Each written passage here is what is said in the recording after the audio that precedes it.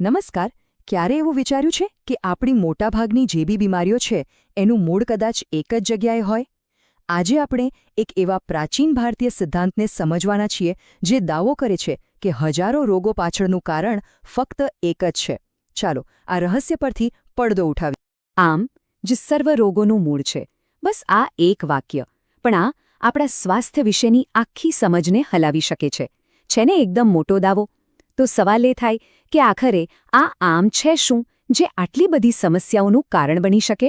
ચાલો એને જરા ઊંડાણમાં સમજીએ. તો આ આમ નામનો છુપાયેલો દુશ્મન છે શું અને આવે છે ક્યાંથી? તમને જાણીને નવાઈ લાગશે કે એ ક્યાંય બહારથી નથી આવતો, પણ આપણા શરીરની અંદર જ પેદા થાય છે. આમ એટલે શું? એકદમ સાદી ભાષામાં કહીએ તો અધૂરો પચેલો ખોરાક.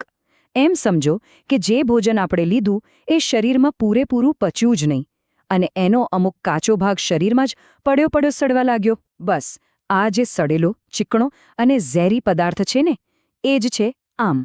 અને આ આમ હોય કેવું? તો કે ચીકણું, દુર્ગંધવાળું અને ભારે. જ્યારે પણ શરીરમાં આમ બને ને ત્યારે આખા શરીરમાં એક પ્રકારનું ભારેપણું લાગે, જબરદસ્ત આળસ અને સુસ્તી ચડે અને ઘણીવાર તો મોઢાનો સ્વાદ પણ ખરાબ થઈ જાય છે. પણ સવાલ એ છે કે આ વિલન આપણા શરીરમાં જન્મ કેવી રીતે લે છે? ચાલો એની આખી જન્મકુંડળી જ તપાસીએ. આખી પ્રોસેસ છે ને એકદમ સિમ્પલ છે. જુઓ, આપણા પેટમાં એક પાચન અગ્નિ હોય છે જેને જઠરાગ્નિ કહેવાય છે. હવે આ અગ્નિનું કામ શું? તો કે ખોરાકને પચાવવાનું. પણ જ્યારે કોઈ કારણસર આ અગ્નિ મંદ પડી જાય, ધીમો પડી જાય, ત્યારે ખોરાક બરાબર બળતો નથી, એટલે કે પચતો નથી. અને બસ આ જે અધકચરો ખોરાક છે ને એમાંથી જ પેલો ઝેરી પદાર્થ આમ બને છે. અને ખરી રમત તો હવે શરૂ થઈ છે. આ આમ છે ને એ ફક્ત પેટમાં બેસી નથી રહેતું, એ તો ત્યાંથી નીકળીને લોહીમાં ભળે છે અને આખા શરીરમાં પોતાની વિનાશક યાત્રા પર નીકળી પડે છે. જૂના ગ્રંથો કહે છે કે આ આમ પાચનતંત્રમાંથી છટકીને શરીરની નાનામાં નાની અને મોટામાં મોટી નળીઓમાં, એટલે કે લોહીની નસો અને બીજા બધા રસ્તાઓમાં ફેલાઈ જાય છે અને જ્યાં પણ એને જગ્યા મળે ને ત્યાં જ જઈને જમા થવા લાગે છે. અને અહીંથી જ અસલી સમસ્યા શરૂ થાય છે. આ ઝેરી પદાર્થ શરીરની 3 મુખ્ય એનર્જી વાત, પિત્ત અને કફ એની સાથે ભળી જાય છે અને આખું બેલેન્સ બગાડી નાખે છે. આ જે અસંતુલન છે ને એ જ આગળ જતા જાતજાતના રોગોનું કારણ બને છે. તો ચાલો હવે એ જોઈએ કે આ એક જ ઝેરી તત્વ આમ આપણા શરીરમાં કેવા કેવા રોગોને નોતરું આપી શકે છે. લિસ્ટ ખરેખર લાંબુ છે અને ચોંકાવનારું પણ છે. સૌથી પહેલાં તો હૃદયરોગ જેવી ગંભીર સમસ્યાઓ. એવું માનવામાં આવે છે કે આ બીમારીઓનું એક મૂળ કારણ શરીરમાં જમા થયેલો આ આમ હોઈ શકે છે.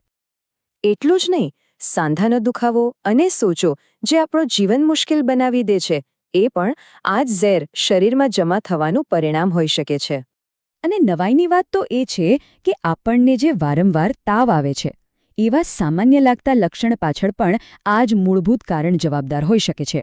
અને હા, ખંજવાળ, ખીલ કે બીજા ચામડીના રોગોનું મૂળ પણ ક્યાંક ને ક્યાંક પેટની અંદર બનેલા આ આમમાં જ છુપાયેલું હોઈ શકે છે. અને આ તો સ્વાભાવિક જ છે. અપચો, ગેસ અને કબજિયાત જેવી પાચનની તકલીફો તો આનું સીધું પરિણામ છે. આ બધી બીમારીઓ ભલે દેખાવમાં અલગ અલગ હોય, પણ એનું મૂળ એક જ છે. તો આ આખી વાતનો સાર શું નીકળ્યો?